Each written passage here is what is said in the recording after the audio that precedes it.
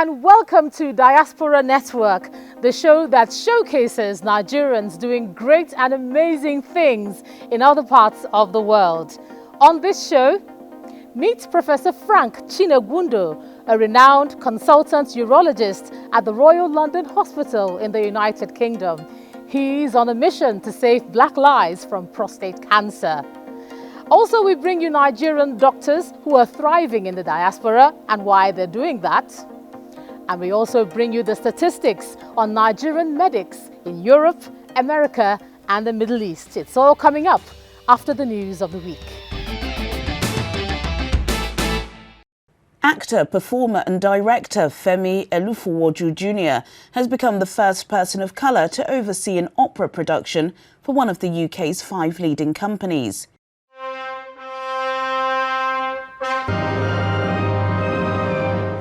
His staging of Verdi's lurid melodrama Rigoletto for Opera North has opened with the cast led by 2 African Americans, baritone Eric Green and Jasmine Habasham, in the principal roles of Rigoletto and his daughter Gilda. 59-year-old Olutoye was born in London but moved back to Nigeria as a child. He returned to the UK aged 23, garnering a reputation for touring African plays with his own company, Theatre Fadozi, and directing versions of classics with an African slant for establishment outfits such as the Almeida and the West Yorkshire Playhouse. Critics have warmly welcomed his debut, with one describing it as a strong showing, clear enough for first-timers, complex enough for Verdi veterans, and grippingly performed. Art lovers will soon be given a permanent look at Kehinde Wiley's portrait of Melissa Thompson when it goes on display at one of the world's most significant new museum projects, V&A East, which will comprise 2 sister sites currently under construction in Queen Elizabeth Olympic Park, London. Los Angeles-born Wiley made his name by creating old master-style portraits of people of colour, and made history in 2018 when he became the first African-American artist to paint an official US presidential portrait for the Smithsonian National Portrait Gallery. The colossal oil painting stands at 2 meters tall and depicts Melissa Thompson, a young woman whom the artist met at Dalston's vibrant Ridley Road Market in 2019.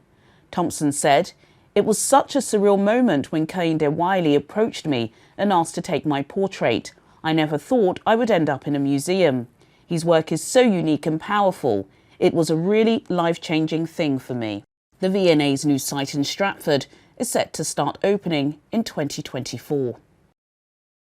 Former Ireland underage international Deji Sotona is set to join Brentford from French club Nice. The winger, who in 2019, during his apprenticeship at Manchester United, was clocked as the fastest player in the club, has been training with the English Premier League side recently. After quitting United in 2020, he moved to the French League One outfit, then managed by Patrick Vieira, but has opted for a return to England. Born in Mullingar to Nigerian parents, Sotona represented Ireland at under-15 level alongside the likes of Troy Parrott and scored in the 1-1 draw against the Netherlands in 2017, but hasn't featured at any of the older age groups. Identical twins Wack and Mo, who have taken the modelling world in Ontario by storm, have been speaking to the Canadian media as part of a wider project highlighting the success of immigrants who are willing to open up about their joys and obstacles on their paths to black excellence. Their journey hasn't always been easy. The twins faced racism and many hard rejections before gaining recognition when they moved to Ontario from Nigeria less than 7 years ago. At school, the twins faced racism for the first time. Wack remembers that in 2016, certain children made it a point to let them know that they were different. He said some of their classmates made fun of their accents or made jokes about their race. Now, the 22-year-olds have signed on with one of Canada's top modelling agencies, Next Canada, and they have appeared in Vogue Italia. Juliana Olayinka with the Diaspora Network News Wrap in London. Deputy High Commissioner to Nigeria, Ms. Jill Atkinson, has commended Nigerians in the UK for their excellent performance in various fields of endeavour. While on a visit to the chairman, CEO, Nigerians in Diaspora Commission, Honourable Abike Dabiri Arewa, with the political counsellor to the British High Commission, Mr. Jonathan Bacon. Ms. Atkinson says the UK will continue to strengthen its age-long relationship with Nigeria. We've been talking about the reach and the depth of the Nigerian diaspora in the UK, who we and the Minister for Africa know that there are Nigerians at the top of every profession you can think of in the UK. And what we've been discussing is how we can work together to bring representatives of this community together to better understand the relationship between our two countries, how our two governments work together, and also to harness their sheer potential for the betterment of Nigeria. And we've had a great discussion. In her comments during talks, the NIDCOM chair was delighted at the prospect of having a close working relationship with the British High Commission to bolster ties and harness the potential of both countries for development. What we are trying to do is ensure that you talk about potentials, harness these resources, so what can they also do back in their own country? So working with you to have better engagements with them, I think will go a long way. To be a win-win situation, both for the UK and Nigeria, because we're talking about human capital development. We're talking about the diaspora, our diaspora, who are doing great things all over the world, including the UK. So we look forward to that partnership with you and working on further engagement with the diaspora. It's estimated that Nigeria has about 80,000 registered doctors. That's quite a number. But many of these doctors now live in the diaspora. Why? Well, we decided to take a look and dig a bit deeper in this report.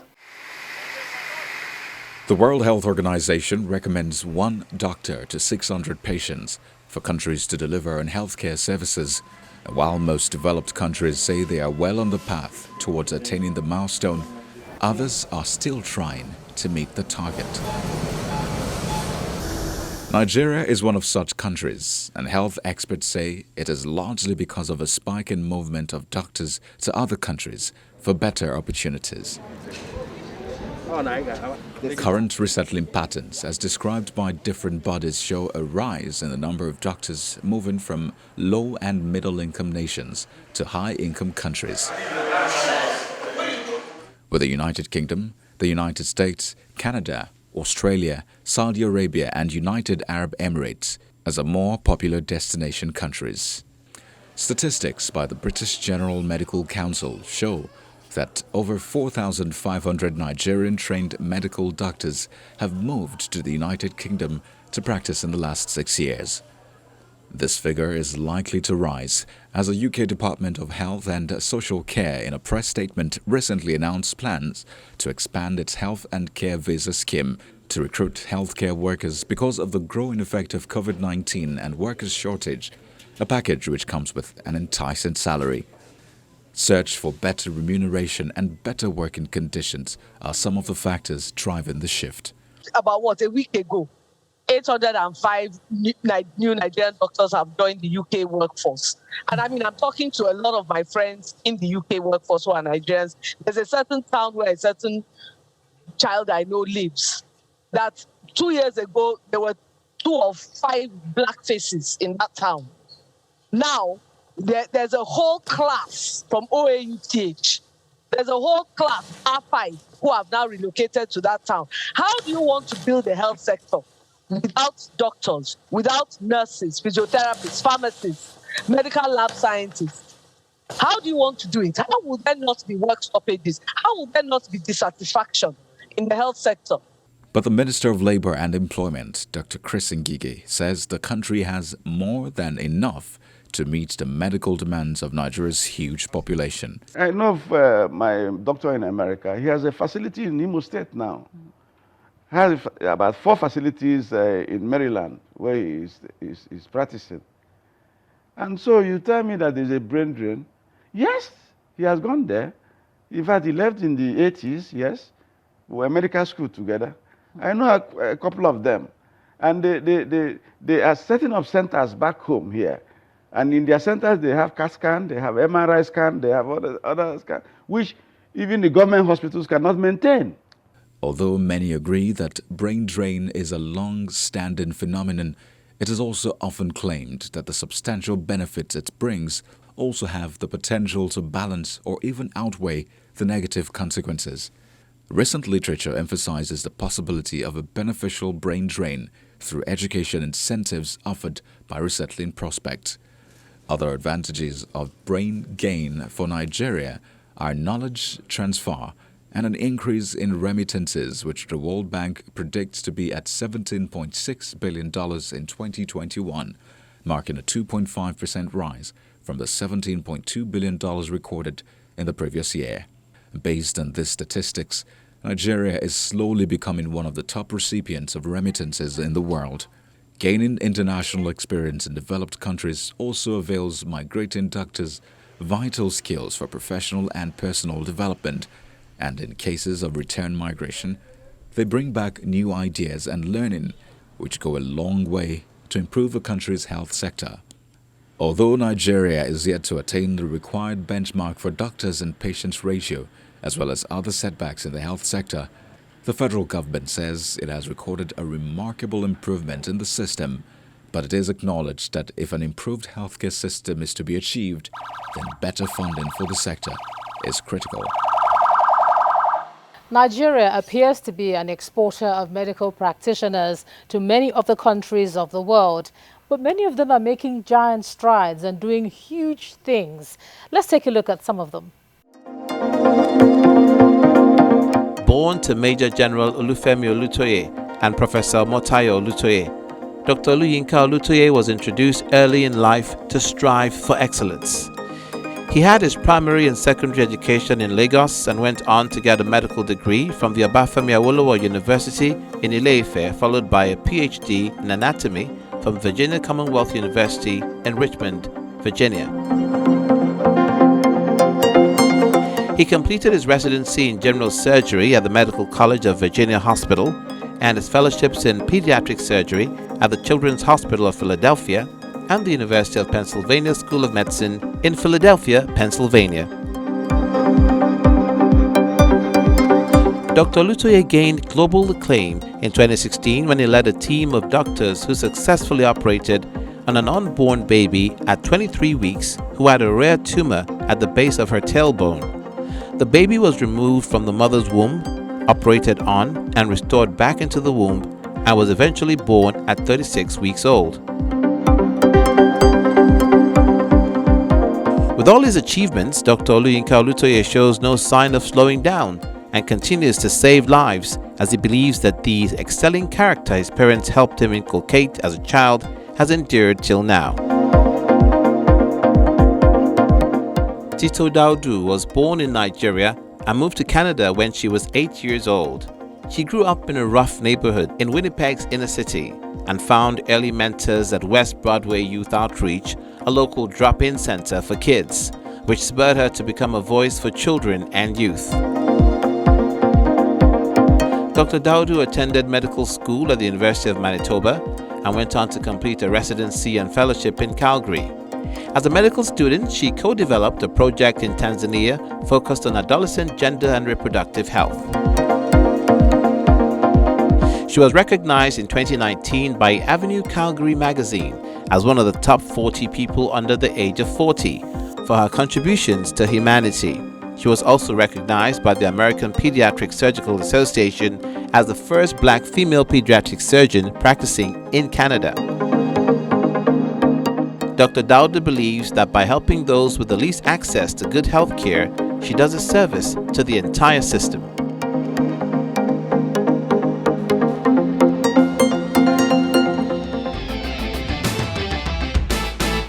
Coming up on the show, we catch up with the award-winning consultant urologist, Professor Frank Chinogwundo, in a minute.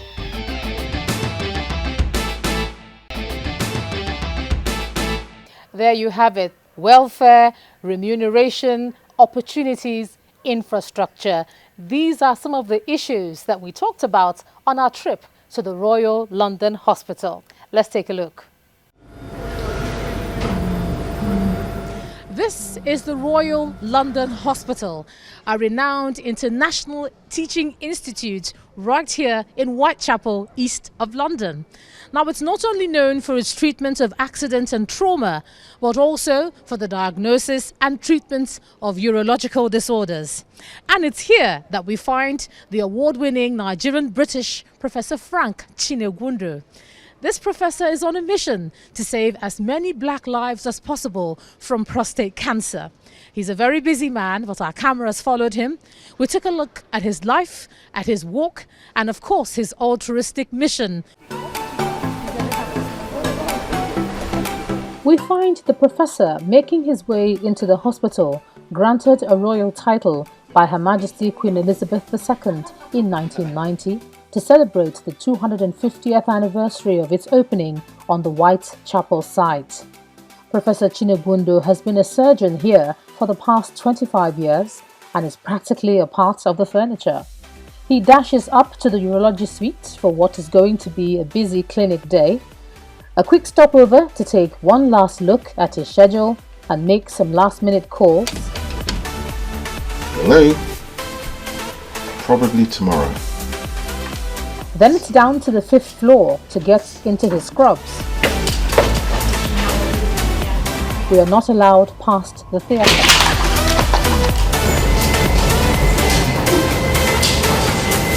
Professor Chinogwundo grew up in South London and was a child of the swinging 60s. He's the first of 4 children, and his parents moved to England in the late 1950s. He was accepted at St. George's Medical School and was one of 2 black men in his year to gain admission. Following his training, he rose through the ranks and was appointed as a consultant to Bath Health's NHS Trust at Newham University Hospital in 1996. At Newham, he was a clinical director for surgery and anaesthesia until October 2012. Medicine does run in the family, as Professor Chinogwundo's wife is a general practitioner in Chingford, England, and his brother is also a physician. We catch up with him again some hours after his first procedure as he takes a lunch break. He tells us just how significant his work is. Here we are at the Royal London Hospital on the 4th floor theatre suite. So it's been a busy morning's operating, and now it's time for a quick break before going back in again. So it's been a really busy day following you around. You have quite a bit that you do, we can see. Just tell us a little about how you got into this field and why you chose urology in particular. Yeah, so I'm a consultant urological surgeon. I've been a consultant here now for 25 years, which is why many people know me. I'm almost part of the furniture. So I got into urology having qualified as a doctor and decided I wanted to do surgery rather than medicine. And then out of all the surgical specialties that you rotate through, urology appealed to me. It seemed to be the most interesting of the specialties, and I've never looked back. It's got a great mixture of, you're dealing with children, you're dealing with adults, you're dealing with young, old, you deal with females and males. You've got very high-tech equipment such as robotic technologies that you're using. On the other hand, you can also use a scalpel and forceps, so you know, manually using your hands. You've got very high-tech equipment for treating kidney stones, for example. So it's a wonderful specialty. So it appeals to all sorts of people. When I became a consultant back in 1996, and I started doing my own clinics independently in this hospital, I noticed that I was seeing a lot of black men with prostate cancer, more than I would have thought. I did my kind of junior training up in Birmingham. Like coming down to London, there's more black people in London. I was seeing all these black men with prostate cancer. So I asked the question to myself, why am I seeing so many black men with prostate cancer? Is there an issue with black men and prostate cancer? So I rang up the Office of National Statistics and I said, how many black men have got prostate cancer in the UK? And much to my surprise, they said, we don't know. And I said, why not? And they said, because we don't have that data. No one has collected that data. So that set me on the path to starting my own research program here to answer the question, if you're black, are you more likely to have prostate cancer than if you're white or if you're Asian? I turned to the American literature, and the American literature suggested that if you're black, you had an increased risk of getting prostate cancer. And just how difficult is it to get into this kind of field of work for young and upcoming surgeons who want to be like you, do what you do? How much work is involved? It's not just the fame, or what is it like?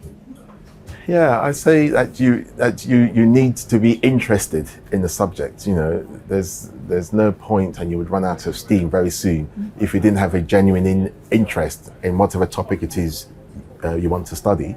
And you have to appreciate that it's going to take time and effort over and above your day job. You know, so I'm paid to see patients, I'm paid to operate on patients and run clinics and to do teaching and to do lecturing.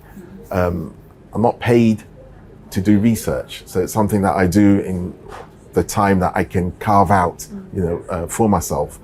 I'm not paid to write articles or write books or things like that. So that kind of activity happens, you know, in my spare time, kind of thing. So you have to have a desire to do it. You have to have a desire to want to advance the knowledge in whatever field of endeavor. And I think crucially, you have to work with people. You have to collaborate with others, because you can't do it by yourself. Science nowadays is a team effort, and you know, I have collaborators throughout West Africa and in the UK. Professor Chinogwundo has won many laurels both home and abroad. He was recognized by his community in Enugu, southeast Nigeria, as well as the 2010 National Award for Excellence in Oncology. In 2008, he received a National Clinical Excellence Award and is recognized as an expert in the field of prostate cancer. At the Nigerian British Awards in 2017, he won a Life Achievers Award, and huge recognition also came from Buckingham Palace in 2013 when he was awarded an MBE for his services to the NHS. When you look at the way doctors are back home, I mean, everybody knows the status at the moment, they're unhappy. How does that make you feel? It saddens me that the doctors don't feel valued enough, and they're not remunerated well enough. And so many of them seek their opportunities abroad, which is to the detriment of the population, you know, within Nigeria.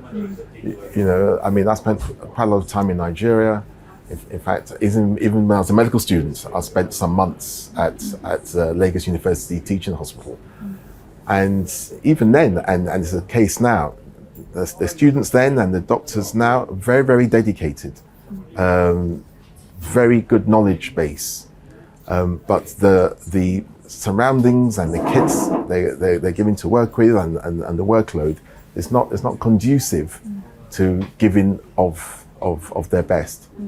So I would wish and I would hope that, you know, the powers that be invested more in the healthcare sector. And do you see yourself coming back home to Nigeria? I can see myself. I can see myself doing that. You know, I'm planning to spend more time there. You know, so spend some time in the UK, some time in Nigeria. Increasingly spending increasing amounts in Nigeria. So currently I'm working on a project in Lagos.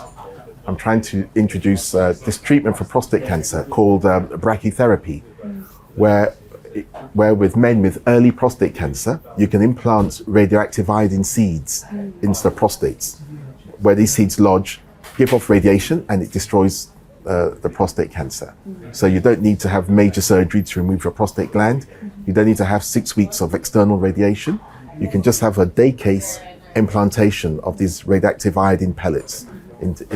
So that's something I've been working on for a few years now. You know, getting the equipment companies involved, the people that manufacture the radioactive seeds, partnering with a private hospital in Lagos, trying to help organize the training of the team that's required to deliver this treatment. And so I'm hopeful that this treatment is going to get off the ground, and we're going to be able to offer men in Nigeria, the latest technology in treating prostate cancer. So that will increasingly mean I will spend time in Nigeria. There's a convergence of opinion that if the right working environment in terms of infrastructure and remuneration are put in place, then we may see a reduction in the attraction of our best brains abroad. That's it on the program. Thanks a lot for watching. You can catch up with other editions on our website and all our various platforms. I'm Ijoma Onyato. See you next time.